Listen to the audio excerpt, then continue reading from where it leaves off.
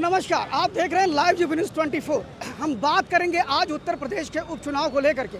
अभी हम खड़े हैं उत्तर प्रदेश के मुख्यमंत्री योगी आदित्यनाथ के आवास के बाहर कालीदास मार्ग पर। आपको बताएं कि अभी अंदर मुख्यमंत्री 9 विधानसभा उपचुनाव को लेकर के हाई लेवल की मीटिंग कर रहे हैं। इस पूरी बैठक में आपको हम बता दें कि कैबिनेट के 10 मंत्री शामिल हुए। इसके अलावा संगठन के प्रभारी और सह प्रभारी जिलों के, इसके अलावा विधानसभाओं के जो प्रभारी बनाए गए हैं चुनाव के, वह भी हैं। आपको बता दें कि उपचुनाव को जीतने के लिए मुख्यमंत्री योगी आदित्यनाथ ने बड़ी तगड़ी रणनीति तय की थी। एक उपचुनाव के लिए लगभग तीन लोगों को प्रभारी, सह प्रभारी और साथ में मंत्री भी लगाए थे, जिसमें ये माना जा रहा है कि कैबिनेट के 10 मंत्री, इसके अलावा भारतीय जनता पार्टी के संगठन महामंत्री धर्मपाल भी इस बैठक में हैं।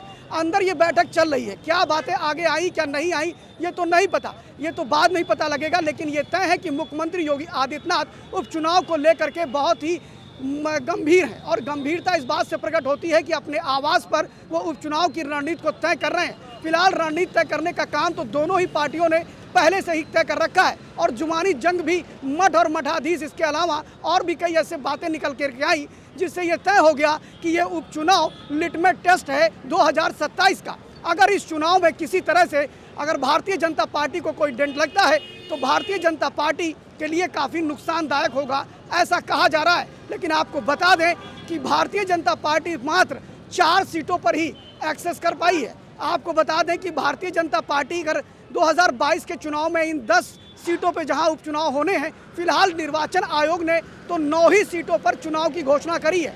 लेकिन अगर हम मान लें कि 10 सीटों की भी बात करते हैं तो इन 10 में भारतीय जनता पार्टी मात्र 3 ही सीट जीती थी। इसलिए भाजपा के सामने पाने के लिए बहुत कुछ है। जिन 5 सीटों की बात करें तो उन 5 सीटों में करहल की बात करें, मीरापुर बात करें, कुंदरिक की बात करें, और भी ऐसी कई सीटें हैं, खैर की बात करें, ये ऐसी सीटें हैं जहां पर समाजवादी पार्टी अपनी दावेदारी मजबूत मानती है।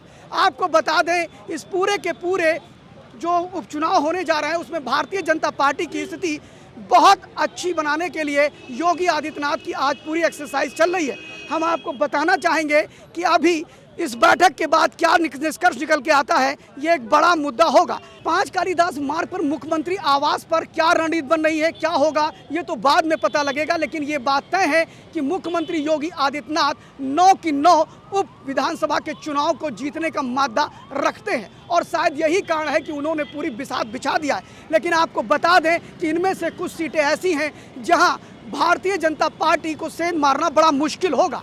उसमें से एक सीट आती है कटेहरी की, जो अंबेडकर नगर की सीट है, और कटेहरी विधानसभा में समाजवादी पार्टी का जलवा कायम था। इसके बाद उससे पहले अगर बात करें तो लालजी वर्मा की छोड़ी हुई वो सीट है, वहाँ बसपा और सपा परंपरागत तरीके से काबिज रही हैं, इसीलिए वहाँ पर लड़ाई बहुत आसान नहीं है। मिल्कीपुर को लेकर के तो बातें होती ही रहती हैं, जहां पर समाजवादी पार्टी के अवधेश प्रसाद ने 2022 में विजय प्राप्त की थी। इसके अलावा अगर हम बात करें तो करहल, जो कि अखिलेश यादव की अपनी धरती है, वहां पर तो उनको हराना नामुमकिन जैसा लगता है।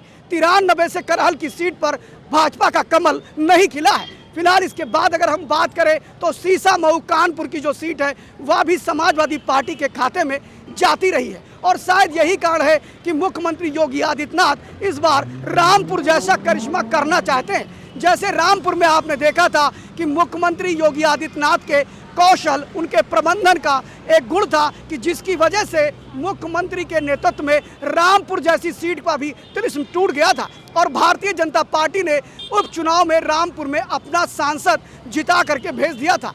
फिलहाल देखना यह है कि क्या मुख्यमंत्री योगी आदित्यनाथ, भाजपा संगठन और मुख्यमंत्री के कैबिनेट के मंत्री कौन से और दांव पेच तय करते हैं उपचुनाव को जीतने के लिए। देखते रहिए लाइव न्यूज़ 24। मैं शिव, कैमरामैन मनीष के साथ। Thank you.